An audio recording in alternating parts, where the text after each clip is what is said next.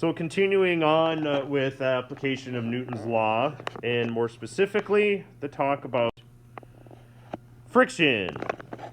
And when we talk about friction, why is it so hard to get rid of?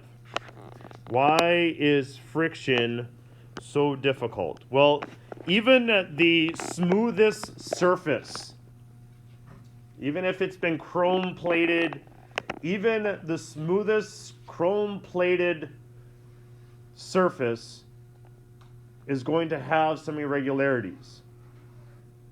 Whether that be visible and one that can be felt, or even just one at the atomic level. And even at the atomic level, which we might not think is that big of a deal, is going to create small amounts of friction. So usually then the idea is put a fluid in between the surfaces. Air considered to be a fluid in that sense, or an actual fluid such as an oil would also work. But then that in itself also creates friction.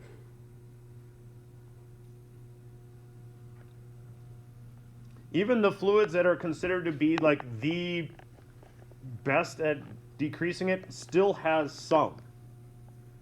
And it's the one thing that scientists, engineers kind of are just like, okay, there's friction. We just try to minimize it as much as we possibly can. So the mu sub k, which didn't go very well on this one, is considered the coefficient of friction. And it's different for every surface that comes in contact with another surface. There will be a picture or a table a little bit later.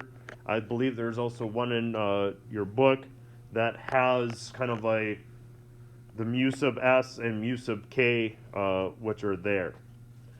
Mu sub s is for the static, not moving. Mu sub k is for kinetic, moving.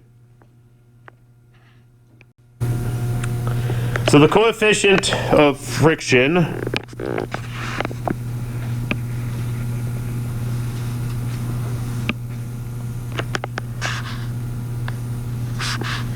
is not always, sometimes, shall we say, the best or easiest thing to deal with, because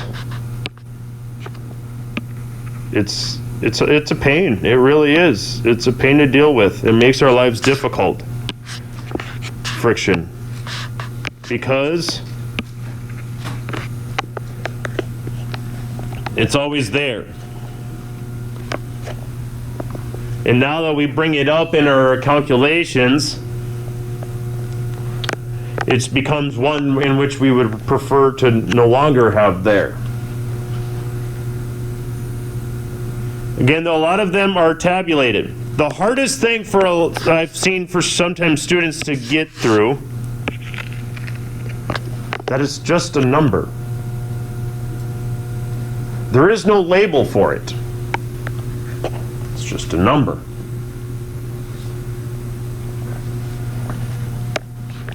Because the frictional force that you find and divide that by the normal force would cancel out your Newton's label, or the coefficient would equal to 1. And therefore, your mu sub k, mu sub s values are going to be just that, a value.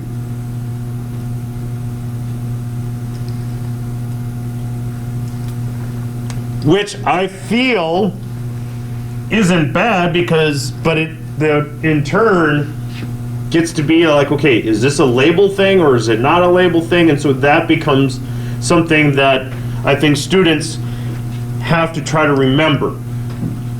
Does this get a label or not get a label? And it comes down to, what are you finding? Are you finding the coefficient of friction, either static or kinetic? or are you finding the frictional force? Frictional force still has a label because it still is measured in newtons.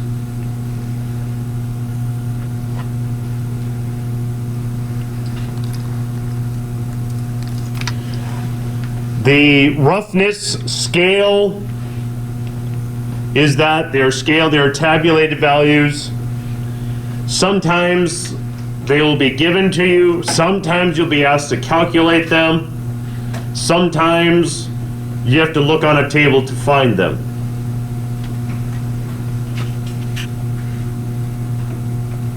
So, here are some of our equations that we need to solve for said stuff. So when we have our static friction, max would be equal to your mu sub s times your normal force. Again, static is not moving. It's static. Not like the static, like drag your feet across the floor and zap somebody, although that's super awesome and fun. Static as in not moving. Kinetic moves. Okay, so we got two equations here. If you look very closely, though, the one on the left tends to be the one that is used the most often. This one basically says it never equals 0.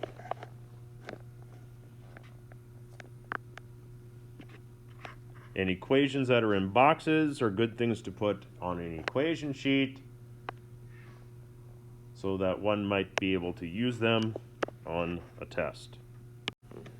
The static frictional forces increases, and it's what's fun is that it is that nice direct smooth increase until it reaches its breaking point where you've overcome that static friction, and then it drops, and then it's very wiggly.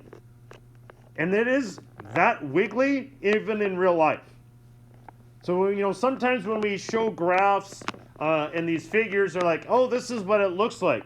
You know, even this part of it doesn't look maybe that smooth, but there is that drop all of a sudden. And when that drop happens, it might not be as significant there. Sometimes it is, sometimes it isn't. But it is the wiggliness of the kinetic friction that's being measured that just boggles people's like, how is that possible? Remember, you still are very smallly overcoming that static friction, that want for static friction to maintain, to want to come to rest. Not only that, a lot of times it's students or people pulling on the object, and so even trying to pull at a constant acceleration across is difficult. And so you have that little variability that we have and see there. And so it is that there is that nice drop, and then it goes. And from here we have a lot of different coefficients of friction. Notice that the coefficient of kinetic friction is lower. The static coefficient is the higher value, except for like Teflon. They are pretty small to begin with. As we would see, rubber on other solid surfaces, usually somewhere around these 1 values, usually again tabulated depending on really what it is. These are values that you're usually going to see when you're coming and dealing with road conditions. And so when we kind of look at these, again, a lot of these are going to be tabulated, or some things that if it's not known, you are going to be asked to solve for it.